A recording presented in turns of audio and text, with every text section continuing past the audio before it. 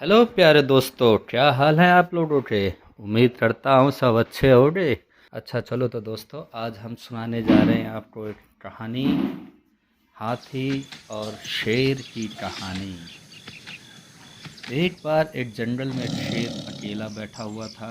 वह अपने बारे में सोच रहा था कि मेरे पास तो तेज धारदार मजबूत पंजे और दांत हैं, साथ ही मैं एक बहुत ही ताकतवर जानवर भी हूँ। लेकिन फिर भी जंगल के सारे जानवर हमेशा मोर की ही तारीफ क्यों करते रहते हैं। दरअसल शेर को इस बात से बहुत जलन महसूस होती थी। सभी जानवर मोर की तारीफ करते थे। जंगल के सभी जानवर कहते थे कि मोर जब भी अपने पंख फैलाकर नाचता है तो बहुत सुंदर लगता है। यही सब सोचकर शेर बहुत दुखी हो रहा था।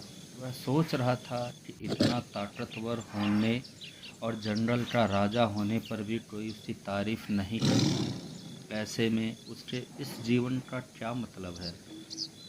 तभी वहां से एक हाथी जा रहा था। वह भी काफी दुखी था। जब शेर ने उस दुखी हाथी को देखा तो उससे पूछा, तुम्हारा शरीर इतना बड़ा है और तुम ताकतवर भी हो, फिर भी इतने दुखी क्यों हो, तुम्हें क्या परेशानी है। दुखी हाथी को देखकर शेर ने सोचा कि क्यों न मैं इस हाथी के साथ अपना दुख बांट लूं।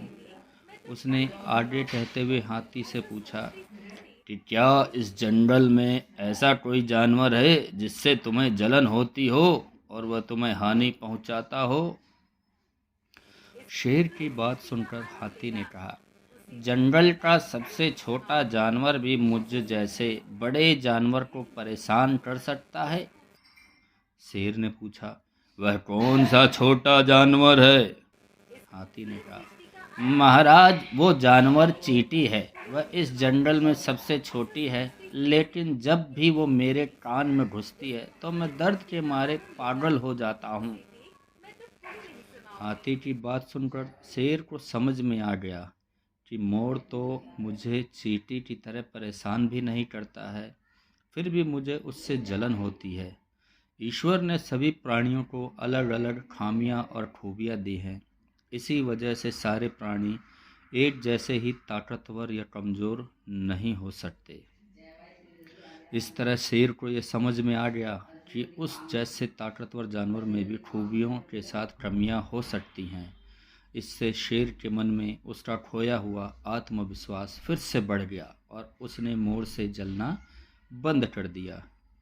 तो बच्चों, आपको कहानी कैसे लगी कमेंट बॉक्स में ज़रूर बताना। और इस कहानी से हमको क्या सीख मिलती है, हमें कभी भी किसी की खूबी देखकर उससे नहीं जलना चाहिए, क्योंकि हम सभी में अलग अलग खूबियाँ और कमियाँ होती हैं। तो बच्चों, आज से ही आप लोग अपने अंदर अपनी खूबियों को ढूंढना और पहचानना शुरू कर दो। अपने कमियों को आप लोग नज़रअंदाज करें और अपने खूबियों को पहचानें। अच्छा बच्चों, आपको ये वीडियो कैसा लगा हमें ज़रूर बताएं और इसे लाइक और सब्सक्राइब करना ना भूलें। ठीक है बच्चों, फिर मिलेंगे एक नई कहानी के साथ। Bye bye, tata, take care.